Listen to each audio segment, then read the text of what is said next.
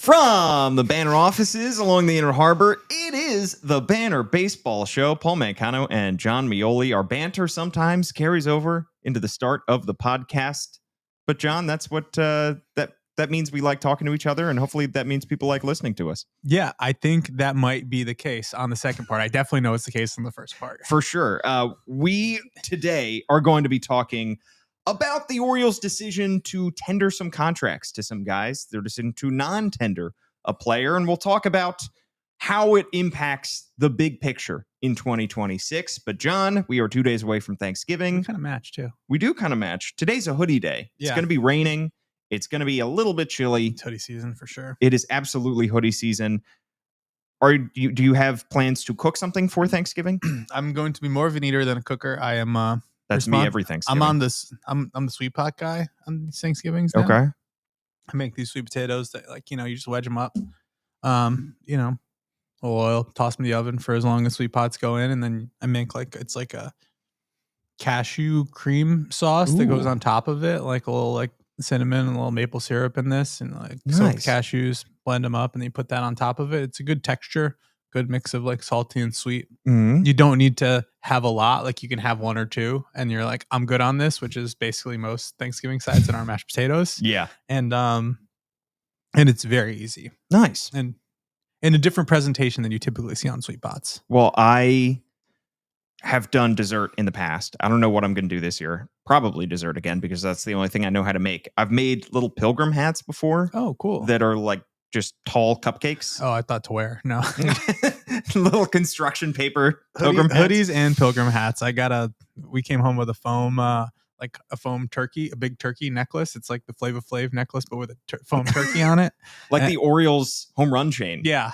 Yeah. And I'm going to wear that. I asked if I could wear that on sick. Thanksgiving. Yeah. That's some drip. That's exactly what I was thinking. Exactly. I should be barred from ever saying that again. All right. It was striking that you did, but I'm okay that you did. I just noticed. Thank you, John. All right, John, let's get into the Orioles roster decisions, because on Friday it was the non-tender deadline, or the tender deadline, whatever you want to call it. Basically, all of the guys that could be headed into arbitration, so the guys on the latter 3 years of team control, had to either be tendered a contract or non-tendered. And that doesn't mean that they've come to any kind of agreement on any kind of deal, although Felix Bautista did reach an agreement with the Orioles on a contract. It just means they want to continue having these conversations, and they want to keep this person on the 40-man roster. One guy that the Orioles decided not to tender a contract to is Albert Suarez. That made a lot of sense because he's 36 at this point, and an injury-plagued 2025 season. I can't imagine there's going to be much desire out there for teams to sign him. And if the Orioles want to bring him back is to try to recapture that 2024 form, they can probably do so later on in the offseason, perhaps on a minor league deal.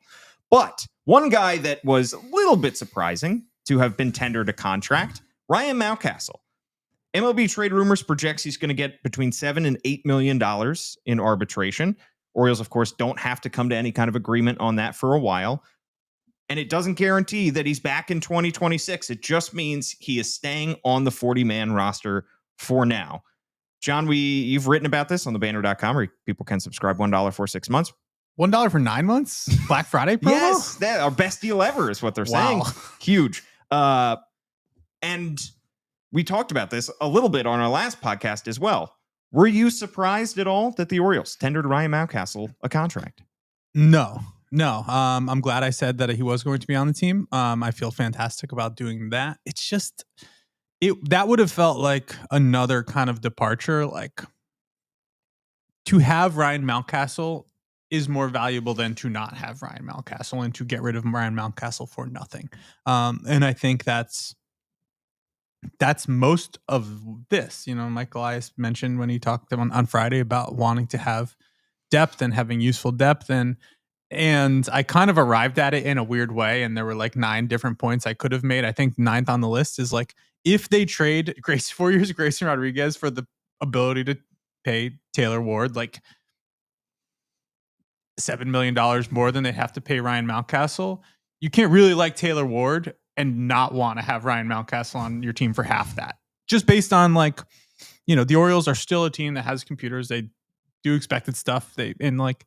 Taylor Ward is what Ryan Mountcastle would have been these last 3 years offensively if they didn't move the wall back on him. True. So if you think expected stats matter and are real, like there's a lot of different ways to get to like a 110 WRC plus every year, and they do it in very different ways, but they are very, very similar players. And to want Ryan Mountcastle on your team makes sense if you want Taylor Ward on your team offensively. Right. And at the end of the day, their counting stats are very similar. How they get there, like you said, John, is very different because Taylor Ward takes a lot of pitches. Yes. He doesn't whiff nearly as much, and he does strike out a good amount, but he doesn't whiff nearly as much as Ryan Mountcastle, who whiffs just a whole heck of a lot. Ryan Mountcastle near the bottom of the league this past year in chase percentage and whiff percentage and K percentage and in walk percentage. Taylor Ward walks a good amount more. But at the end of the day, they kind of end with similar statistics. The biggest difference is home runs.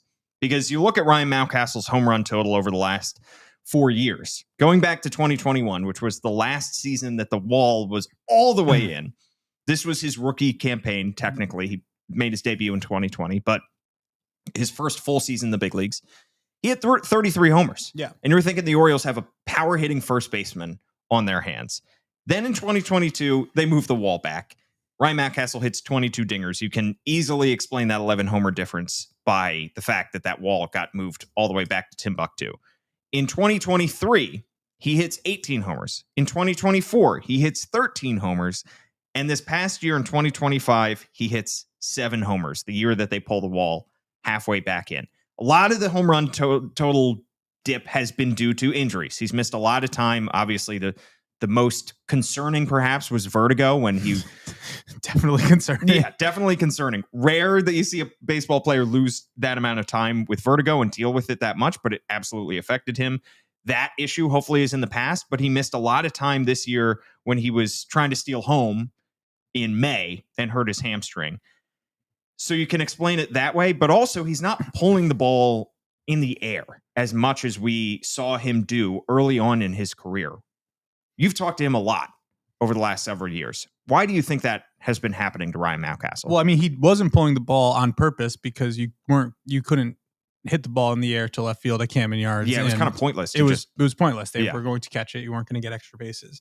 This year, he was like, cool, wall's back. I can do this. And he's not somebody who, I mean, it was unsuccessful for 2 months. And you could say that about literally everything the Orioles did in April and May. True. That it was broadly unsuccessful. He had like 2 weeks of like drilling the ball to center field again before he hurt his hamstring. And then that was kind of his season in a nutshell.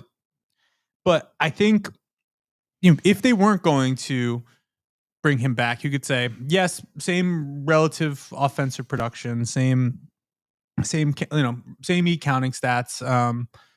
But we are interested in things we can control. We cannot control whether Grayson Rodriguez is going to pitch for the 2026 Orioles. So goodbye, Grayson Rodriguez. Like, we can't control how a person arrives at their stats, but we can control what they do. And we would rather have this offensive profile from the right side as somebody who pulls the ball in the air and doesn't swing at a million pitches and can lay off the slider in the dirt in the other batter's box.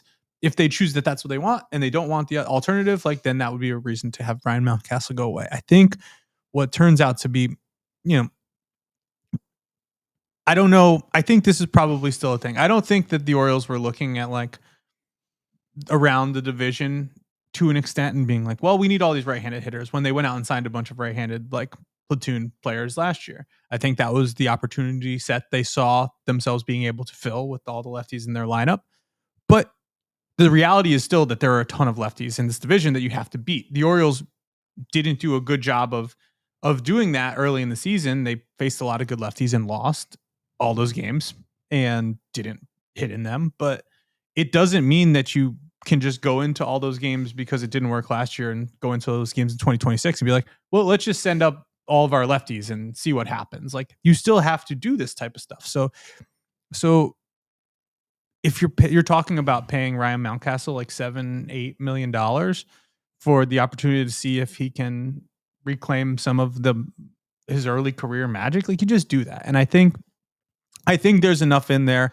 And if you're looking at the expected stats, which the Orioles I'm sure do, you say this is a player that's worth more than this. This is like almost like weirdly bargain hunting on your own roster. Yeah, you pointed out in your story, John, that no player, according to Baseball Savant, No player has a wider negative difference between his weighted on base percentage since the start of 22 and his expected weighted on base percentage than Ryan Mountcastle. So, yeah, and the expected number is basically what Taylor Ward's is over that period. So you're basically saying like, we would like the real version of this, and we can also keep like the theoretical version. Like if the universe suddenly decides it wants to reward Ryan Mountcastle for anything he does on the baseball field, like if he is able to spend a full season being that like drive it to right center, if I'm on time, I'm going to pull it into whatever we're calling the splash zone. Like that feels like a thing that is possible. And I feels like a thing that is worth betting that little, relatively little money on. Yeah. And he still plays solid defense at first. He's still 29 years old and he's now entering his final year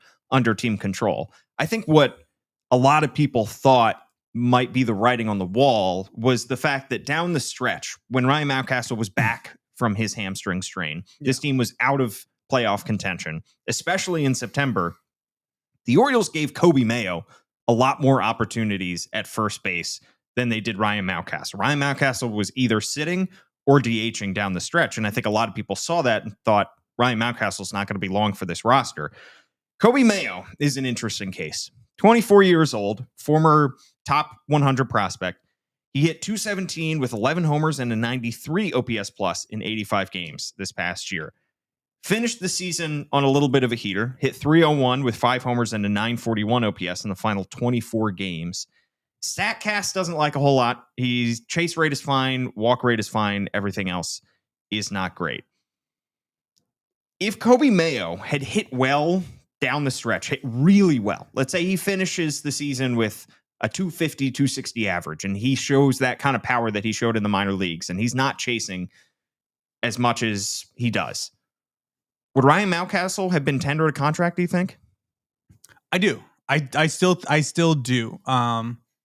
Because I think the Orioles spent a lot of time last year, and basically since they started trading people away, like the 2024 trade deadline, they have had the occasion to lament having done that for better or worse. Like they have really not had useful like depth in the way that they've needed. Now you could say that they're not going to need that much depth in certain scenarios, and it's okay to only have one right-handed hitting first baseman, but because it's gone wrong, so wrong, it can't go wrong. But like, that's pretty much what we thought we're sitting here talking about last year, and that didn't happen. So I think that it's just one less thing to worry about, because you'd probably realistically, if you non-tender Ryan Mountcastle to give Coby Mayo the full spot, you're probably bringing in a minor league free agent, at least like somebody who could be in camp and be that guy who you're hoping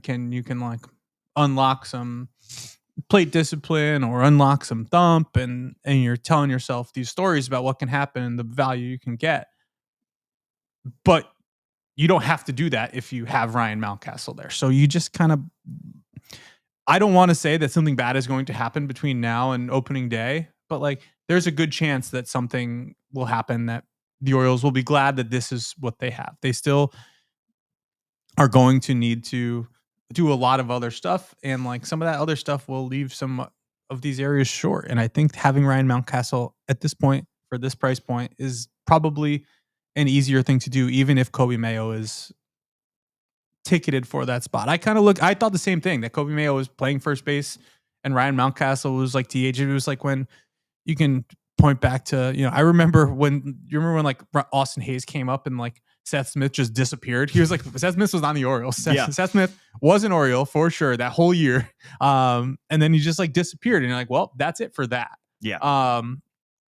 That's kind of what it felt like. But the flip side is that if they knew what they were going to do and they were like, well, you have to remember, players get paid for home runs, and Ryan Mountcastle hasn't hit home runs, so he's not getting paid. Taylor Ward has like 15 more home runs over his career and is projected to make almost twice as much money. Yeah. It's kind of crazy. So you're getting a good deal, and you know that whatever you're going to do, Coby Mayo needs to get those reps anyways. That's kind of what it comes down to for me. Yeah, and you also pointed out how Ryan Mountcastle essentially needs to produce about 1 wins above replacement in 2026 for a $7 or $8 million contract to be worth it. Yeah. That's really all you need to do. That's not that hard to do. Right. He didn't do it last year. It's kind of funny. I was trying to figure out a way to like get at this because there's a lot of different ways to do it. If you wanted to say like, we're good on the Ryan Mountcastle experience, like let's go in a different direction. Let's put all our chips on Coby Mayo. You could do that. Like Renato Nunez got non-tendered to make less money after like being more productive. So like I was thinking like if they want to do this, like nobody's going to like scratch their heads and say why not. But the why that they did is because this is something they still need. Like you could have sat there before all of them got hurt and didn't, do what they were supposed to and looked at what the Orioles could run out there against lefties last year and be like, this is going to be a nightmare for these guys. Like this is going to be a nightmare if you're a left-handed starting pitcher to face the Orioles. It turned out that most of those guys started the season hurt and it was bad and that didn't happen. But it's interesting to see how they can fit this in now. I mean, if you want to give Basayo some days off against lefties and put a Mountcastle or a Mayo as the DH and like you have Taylor Ward and Tyler O'Neill and you still have Gunnar and doing Gunnar stuff and Jackson Holliday's at the bottom of the order, like you could win some games doing that if these guys do what they're supposed to. Yeah, I mean, I think the question now is if both of Ryan Mountcastle and Coby Mayo make it through the offseason, neither of those guys are traded, and nothing bad happens, as you put it, John, and they're both healthy entering opening day. Can you really carry two guys who are right-handed hitting first baseman who can't play any other position when you already have a good hitting catcher in Adley Rutschman, who you want to DH sometimes, and in theory, you have another good hitting catcher behind him in Samuel Basayo, who you also want to DH. And then you throw in all the other guys that maybe you want to DH at some point during the season, like Heston Kjerstad comes back up. If Tyler O'Neill is still on this team, if Taylor Ward, you want to give him a day off, if anybody's coming back from injury. I looked at how many plate appearances these positions usually get. It's about 650 plate appearances a year for each of catcher, first base, and DH. Is that enough for Adley Rutschman, Samuel Basayo, Coby Mayo, Ryan Mountcastle, maybe a third catcher, plus O'Neill, Ward, Kjerstad, Dylan Beavers, anybody else that you want to throw into that? Can you possibly carry both Mayo and Mountcastle when both those guys can't play any other position? I think that comes down to what the rest of this team looks like. You don't need to have more than one. Leody Taveras is going to theoretically cover all the backup outfield spots. So like you don't need, his ability to play center means that you can have your primary center fielder, whoever that is, and you can have him and that's it. So you don't really need to think about like the outfield. You need an infielder of some kind, somebody who can play something other than first, because you don't need somebody who can play shortstop as your backup infielder. Jackson Holliday can slide over in a pinch and then you can get Westberg can play short. Yeah, Gunnar, you can get Luis Vasquez up from Norfolk the next day. Sure. Like, I've always thought about, especially bench construction, of like, you're hurting yourself more. And we talk this third catcher thing. Like, I think they do want that. I think that's going to be a luxury item. And there might be times when they feel like, it could just be somebody who's like, you can have basically two Maverick Canleys and like one's here and one's up and one's down. And like, if you don't think you're going to need it for a couple days, ultimately, if you have both of these catchers in the lineup, you're rolling the dice for 9 innings at a time. You're not rolling the dice for 162 games. You're rolling the dice for 9 innings at a time. And if something happens where you lose your DH in the first inning of a game, that stinks, but it's not it's only the problem. Game. It's only the problem on that day. Yeah. I think that problem is a little bit overblown because if you lose the catcher, you have both a catcher and a catcher playing DH, designated hitting, and you lose the catcher and the DH has to slide in and then your pitcher has to bat the rest of the game. Like that's one game. You're punting one game. We've seen the Orioles punt a lot of games. Yeah. And maybe you're just talking about punting 2 at bats because your starter is going to come out at some point, and then you can just play old National League baseball. And like, so that's why, do they need that catcher spot? Is that going to be something that they do? I think it's it feels less likely now. And Taylor Ward, Andy asked yesterday, he said he could still catch. He felt like they would have asked him about catching if that was part of the plan, which I feel like is a very good answer, which is like, cool, you can do this and we don't need you to. But it feels possible that they could kind of issue the third catcher. And then it makes a little more sense to have those guys, because you're talking about then needing one back, like bench infielder type, to round out this roster. I think I'm trying to do math in my head as I'm talking, and like how many spots there are and this and that, but I don't think I'm doing a good job. And I was trying to break it down last night and divide 650 plate appearances between all these guys at those three positions. It's so hard, and none of it matters because somebody's going to get hurt. Yeah. It's just the nature of things. Yeah. Yeah. And it's not even like the plate appearances. It's just the roster math at this point. You know, if you just count, if you say there's 10 guys with the 8 positions around the diamond, and Basayo and whoever is not at first, Mayo and Mount, that's 10. Like, you have 3 other spots, and Taveras is in one, and there's 2 other spots where you can have some flexibility, and that feels okay. It does. I just feel it just, to me, makes them feel a little bit less defensively versatile to have 2 right-handed hitting first basemen, 2 guys basically filling the same role, who both hit from the same side of the plate. And neither of those guys right now you feel incredibly confident about giving you a whole lot of production at the plate. It's November 25th. It's so early in the offseason. I think both these guys, there's a possibility that one of these guys is traded this winter. I don't know who has more trade value, Coby Mayo or Ryan Mountcastle. Does the guy who is 29, who is on a 1 year of team control, who has declining power but plays solid defense at first base, have more trade value? Or does the former top 100 prospect who's 24 years old but has yet to show it in the big leagues and is not great defensively at first have more trade value?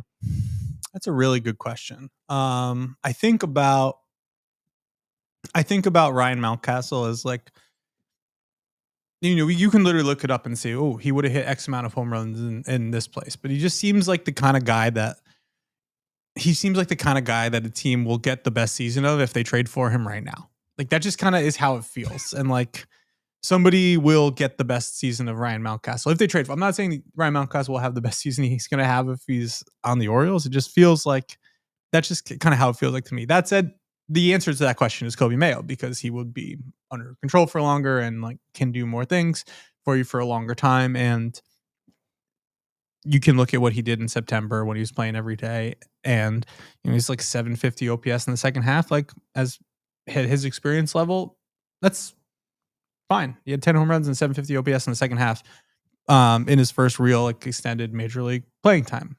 I would trade for that if I could. And I think it depends on who is trading for these guys, because I think there could be a market in theory for a Mountcastle if there are teams out there that maybe are trying to sign Pete Alonso or somebody else who's a free agent, and they strike out on those guys and they just need a 1-year stopgap. Maybe they're willing to trade something for Mountcastle, but to me, it makes more sense for both Mayo and Mountcastle, if they're going to be traded, that they are going to be part of a larger deal. It's not going to be a 1-for-1 trade like Grayson Rodriguez, Taylor Ward. I would think that Mayo and or Mountcastle would be thrown in to a deal where you're trying to acquire a pitcher. Yes, that makes sense to me. And I think the presence of both of them, and them kind of being the only 2 players in this organization at the moment that do what they do, like, can the Orioles go out and get a right-handed, if they decide they want to trade Coby Mayo as part of a pitching package and they ride this year out with Ryan Mountcastle, can they just go out and like sign a fine first baseman? Yeah, like, there is no Coby Mayo replacement beyond Coby Mayo. Coby Mayo is the Ryan Mountcastle replacement. So I think, I'm not sure they're completely like 2026 focused, but I think that consideration is one that is important to make, is that Coby Mayo is the solution to this problem and has been in their mind. So trading him just creates another problem that they would have to figure out at some point. Right. And Coby Mayo does have options, so that helps. He has 1 option remaining, which means you can option him at all during the 2026 season if you'd like. I think it would be frustrating for fans. Let's say they carry both Mountcastle and Mayo into spring training. Then they get to the end of spring training and they say, two right-handed hitting first baseman. We should probably give that spot to another versatile infielder. And then they send Mayo back down to AAA. It's like, what have we just been wasting time for the last 3 years on Coby Mayo? Yeah. I mean, that would only happen if Coby Mayo has a bad spring. Probably. Yeah.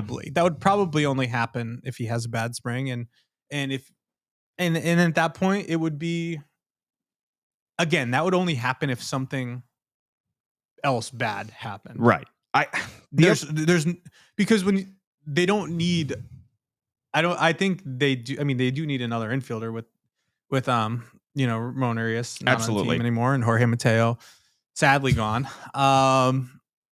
They do need another infielder, but that's one person. Like, that is one person's job to be the versatile infielder. I don't know that you need two when you have Jordan Westburg, who can play second, third, and probably short. He'd probably be your third shortstop, but he can. Right. Gunnar Henderson can slide over the third, I guess, if you need to, but why would you? Yeah. Jackson Holiday can play short and second. You don't need to have. That's one person's job, and I think that's where, and you might have to pay a little over the market if you really want that guy who can do all those things and do them well. You can do that, but you might have to pay a little more, and then you don't need to worry about having two backup infielders. You shouldn't need to. This team did for a long time for questionable reasons. Also, one of them was hurt a lot, so it was basically like they had one. Right.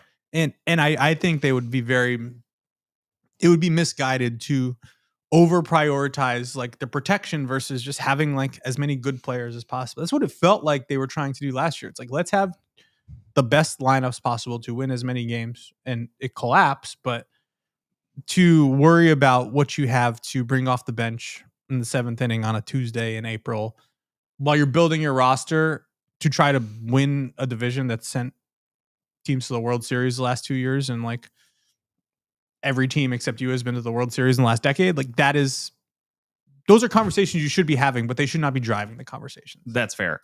The other question I have is, if you keep both Mayo and Mountcastle, does the opportunity cost concern you there? Because we've talked about in the past, if you have Ramon Arias already in-house, you're not going to go out there and look for an upgrade because you say, well, we already have Ramon Arias at home. We don't need to go out there and look for an upgrade. But then you deny yourself the opportunity to upgrade that spot, to get somebody who is better. In this instance, if you already have Mountcastle and Mayo here, you could look at the free agent market and say, well, we don't need Pete Alonso because we already have two right-handed hitting first basemen. We don't need to get a bat who can be in the middle of our lineup and play at first base because we already have those two guys there. And those two guys, for all of the plaudits that we've thrown at them, and Mountcastle showed it early in his career, and Mayo might have a bright future, neither of those guys was very productive in 2025. Yeah. I mean, both those guys have serious flaws, and both those guys have serious question marks. And if the Orioles deny themselves a chance to sign a Pete Alonso because they have Mountcastle and Mayo, are they shooting themselves in the foot? They would. Yes, they would be doing that. I'm not sure that if I don't think this is an impediment to that. They have a roster spot for Pete Alonso, and will it be harder to trade Ryan Mountcastle once you have Pete Alonso already signed? Yeah, because teams will be like, we'll give you, we have a nice single A prospect. Yeah, we have some pine tar. Like that would put you at a disadvantage in that spot. But it feels to me like their focus is more on adding that, if they're going to add that type of hitter. And I think they kind of think that they did. I'm not sure that they did. Taylor Ward, yeah. I'm not sure that they did in the way that like everyone, the Pete Alonso, like top of the market level. But I think that would just be something that is focused more on the outfield. This is part of a broader conversation though, where it seems like their openness to doing this and openness to doing stuff. And there's all these articles about the Marlins and Pirates wanting to spend money too. Like, that's great. Maybe they actually will, but like, until it happens, we're not talking about like concrete things. Yeah. It just seems like more is on the table in terms of this is not locked in. This is not a given, just by how they're building their roster. And I don't think they are, by making this decision, they're closing themselves off to that, is what I would say. Now, if they did close themselves off to it by picking up this, like by tendering Ryan Mountcastle a contract, that would feel weird to me. I think my answer to that is I don't think that that is a point I have made about other players. I don't think that I would say that that is something that they are doing here yet. Yeah, and by non-tendering Ryan Mountcastle, all you would be doing is taking away the option to trade him. Yeah. So, if you tender Mountcastle contract and you sign Pete Alonso and you have to settle for 50 cents on the dollar to trade Mountcastle, oh well, you got Pete Alonso. Who cares? Yeah. Like if you just non-tender him, you would have got nothing for Ryan Mountcastle. So it doesn't matter at that point. And we said this about Harrison Bader when we were talking about how there's a lack of depth in the free agent market in the outfield. And part of the reason that the Orioles maybe acquired Taylor Ward is because there's not a whole lot of guys that could have fit that bill that they're looking for. There is only one Pete Alonso. There are some guys that are going to get a lot of money this winter. There aren't a whole lot of guys who are going to get a lot of money this winter at first base. Pete Alonso is going to get a lot of money. He hit 38 homers, hit 272. He's 31 years old. Doesn't play great first base defense, but who cares? He's going to hit tanks for you. Beyond that, the first base market in free agency is Paul Goldschmidt, who's 38, going to be 38. Rhys Hoskins, who's going to be 33. Carlos Santana's near the end of the line. Justin Turner, Josh Bell. There's not a great free agent market out there. Exactly. So you're talking about, and I think this could also be a prioritize. If the Orioles got to do 6 things to upgrade their roster this winter, a little more certainty at first base with like the group they have might be 5 or 6 on the priority list. Yeah. And that's not to say they don't need to do it and not to say they don't want to do it, but I think if they're ranking what they want to / need to do, that area feels like less of a priority than the ones that we've heard about. And I think that's a good point to make, is that to not have Ryan Mountcastle means you're probably paying more money. Paul Goldschmidt, even though he's not the Paul Goldschmidt of a decade ago, would probably command more than $8 million to play for the Baltimore Orioles this year. Just because he's hitting free agency. Yeah, he'll get to generate his own market. He will get to choose where he goes, and he will probably get more than that. So maybe Rhys Hoskins will too. Yeah. So you take all this into consideration, and it's like, okay, let's pivot. Let's pivot. That is a market that the Orioles can always play in if they want to. They can sign somebody to a 1-year deal if they want to, and it doesn't seem like they want to. Do you think the Orioles are still, not to get too far off on a tangent, but this is a question that is necessitated by the Taylor Ward trade. Do you think the Orioles are still looking for that impact bat? Mike Elias indicated that they're not done there and that they are still looking for those guys. Could be in free agency, could be a trade, but do you think the Orioles are going to add another? They'll definitely add another infielder, but that guy's probably going to be a backup because you already have Holiday, Westberg, and Henderson entrenched there.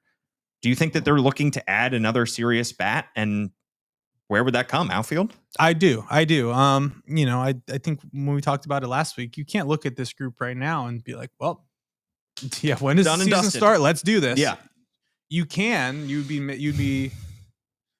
There are simulations of this, timeline where you're in good shape with this group if they're all healthy and they're all playing well. There's some versatility. You're probably light defensively. You don't really know how to align it defensively. It just doesn't feel like a completed group. No, it doesn't feel like a completed group at all. And, my bright idea was like, Alex Bregman? No, well, that's always my bright idea. Yeah. No, my bright idea was like attach like bags of cash to Tyler O'Neill and put him on an airplane somewhere. It seems like they could look to move any of these guys. Some of them will have more value than others, but it feels like everything is kind of on the table. It really does, in a way that I don't think I've felt this way about this team in any previous offseason. And we did not under Mike Elias. We did not get to have this conversation because they traded Grayson Rodriguez, but I just don't know. And I'm in a challenging position of, talking about this. Not that this is hard to talk to you, but like talking about this and writing about it. And I just can't say enough in enough different ways without feeling like a stupid mark that like everything publicly, privately, whispered, shouted loudly on Zoom calls, said it, talked at the B&O warehouse bar. Everything said, done by this organization right now feels like it's materially different than everything that's happened to this point. They will say we're still, trying to balance the future and present, and they'll say, it just feels so different.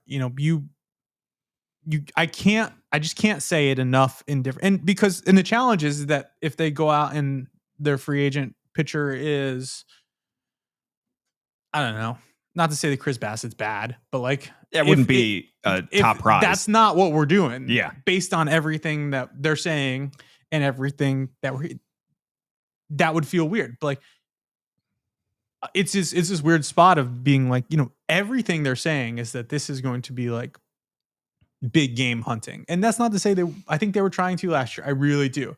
And I think that having not executed those and having it go the way that it did is emboldening them to make sure that doesn't happen again. I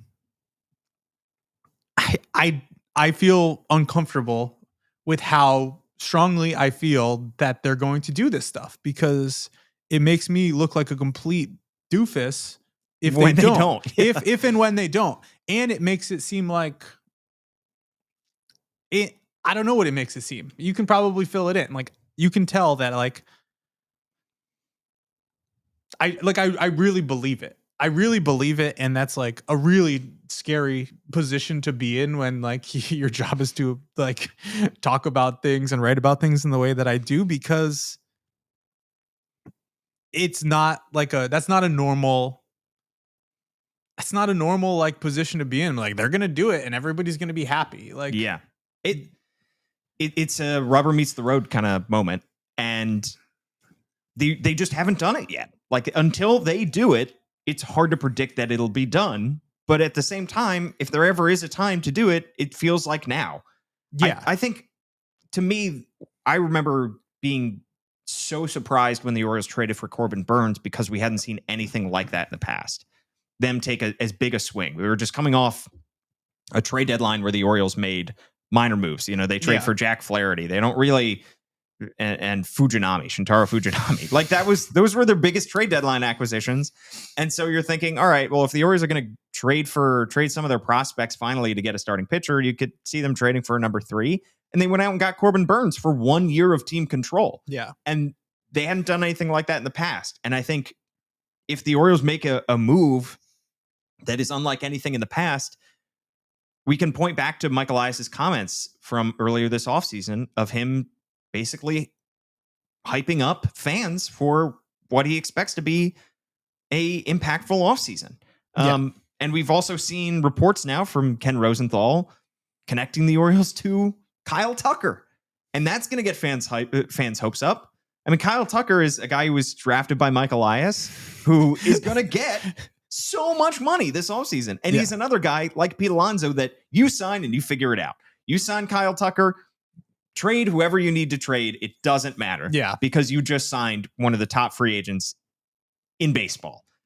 I don't know if they're going to sign Kyle Tucker, but I don't know if they're not going to explore that. And I think that there are other guys that could be on that list too. Maybe Cody Bellinger finds his way to Baltimore. Yeah. I mean, of all the Mike Elias jokes over our time here, if like the most durable of them, which is that like he's just going to claim every single free agent or like guy who comes across waivers that he drafted, he's like, every former Astro is coming here. If that extends to like the Kyle Tucker, Framber Valdez tier, like that would be truly funny and a good outcome for the Baltimore Orioles. Yes. So like there's no, but I think that conversation, and you know who's interested in Kyle Tucker? Literally every team in baseball. So like, maybe not the Marlins, but I'm sure they would submit an offer so they could tell someone we were in on Kyle Tucker. Yeah, like the Pirates are doing with Kyle Schwarber. Yeah. So the difference is that the fact that the Orioles can have this conversation, I bet there's a world,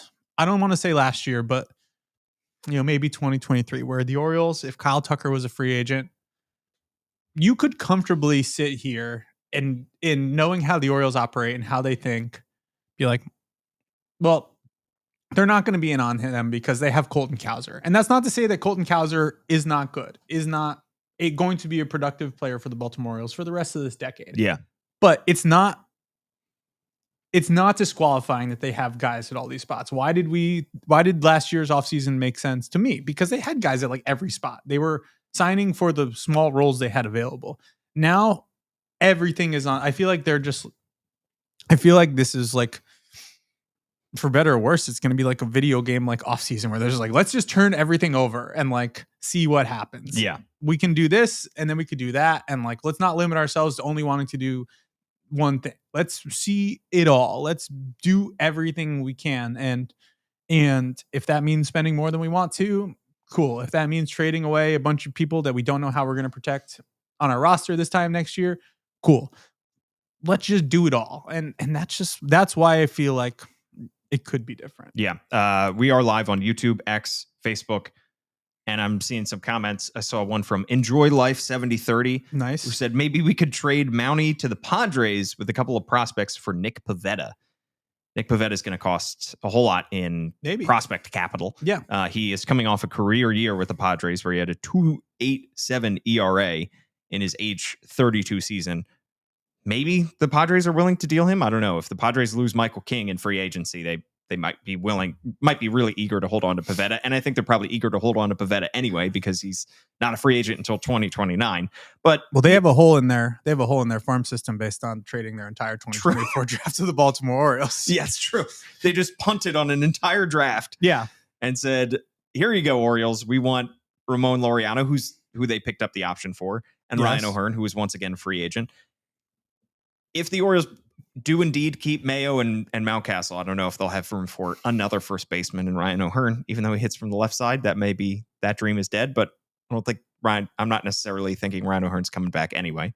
But that was, I think Ryan O'Hearn and Ryan Mountcastle, even though they hit from the other opposite sides of the plate, it felt a little redundant to have two guys who should be theoretically everyday first basemen on your roster for, the time that they were. And that it makes me feel like a little more emboldened that they would not be sweating like this conversation that we're having. Yeah, exactly. All right. One more quick thing I want to get your thoughts on here, John, before we get out of here is let's talk about some of those third catchers that the Orioles could sign. If the Orioles do, in fact, want to add to that catcher room right now. Mike Elias was asked about it because the Orioles traded Alex Jackson to Minnesota, and he said there's logical discussions around whether we should carry one as in a third catcher, given that our main two, Adley Rutschman and Sam Obasayo, are kind of offensive-oriented guys that might be DHing or playing first base at different times. So we'll just continue to look at that. I think if the Orioles are going to sign a third catcher, there are some interesting guys. You could bring back Gary Sanchez. You could sign a Christian Vasquez, who's old but still good, or a Luke Mail. Is it Meoli? Meoli, I think. Meoli, yeah. Jonah Heim, by the way, the guy that the former Orioles 4th round pick. Was that the Tim Beckham trade or no? That was the Steve Pearce trade. One of the Steve Pearce trades. And then, of course, he started in the 2023 All-Star game over Adley Rutschman. Those guys are out there. But I think Mike Elias would certainly like to, if they're going to get a third catcher, get somebody, not Taylor Ward, get somebody who has options so that you can use that spot to rotate guys between AAA Norfolk and the big leagues. Yeah. And this is a challenging kind of, it feels like this guy doesn't exist is kind of what I'm trying. Like the guy who is right for this job doesn't feel like they exist. Now, I looked at some guys. There are some guys out there that have options. There are really only two. It's Sebastian Rivero and Will Banfield. Okay, you can tell me, if you told me 3 facts about both of those guys, I would know 3 facts about them. Like that is, I'm not locked in on them as players. But all this is to say that, if we're talking about like trades, like I think this is, if the Orioles really want this profile, they're going to have to go get it from someone else and say, like, sorry, you look like you have, maybe go get somebody else's Austin Jackson type, or like go get some, like a third Alex catcher. Jackson. Yeah, Austin. There is no Austin Jackson, I don't think. There was one, an Austin Jackson in the big leagues There's before, got to right? be. Yeah, probably. Yeah, he played for the Tigers. That's right. Oh, yeah. I remember that guy. Remember Austin Jackson? Yeah. Remember 22 career WAR. Wow. That's good. Tigers, Mariners, Guardians, Giants, Mets, White Sox, Cubs. What a career for Austin Jackson. Good for him. More WAR than me. But I think that the player that we're talking about comes off somebody else's roster, and they're like, we'll give you this interesting AA reliever for some guy you don't really want to pay $2 million to be your backup catcher. We'll do that for you. Exactly. All right. We will have so much more coverage as the offseason rolls on. Thebanner.com, where you can subscribe. $1 for 9 months, I guess, is our Black Friday deal. Yeah. That's crazy. You can also follow at John Meoli on all of the social medias. I'm at Paul Mancano and at All Banner Sports. Subscribe to John's newsletter, Inside the Dugout. Read all of Andy Kuska and Kyle Goon's great work as well. We'll have another episode after Thanksgiving, barring another ridiculous Mike Elias 11 a.m. trade or 11 p.m. trade that wakes us up. Yeah. But you never know. Elias does sometimes make moves around the holidays. I believe the James McCann deal happened right around Christmas. I think I was home for the holidays then. Yeah. These moves sometimes happen when you least expect them. So we will go live. Let us know what you think of the show on any of your favorite podcast platforms. Write us a 5-star review on Apple Podcasts, and I'll read it out here on the show. Thanks so much for tuning in. For John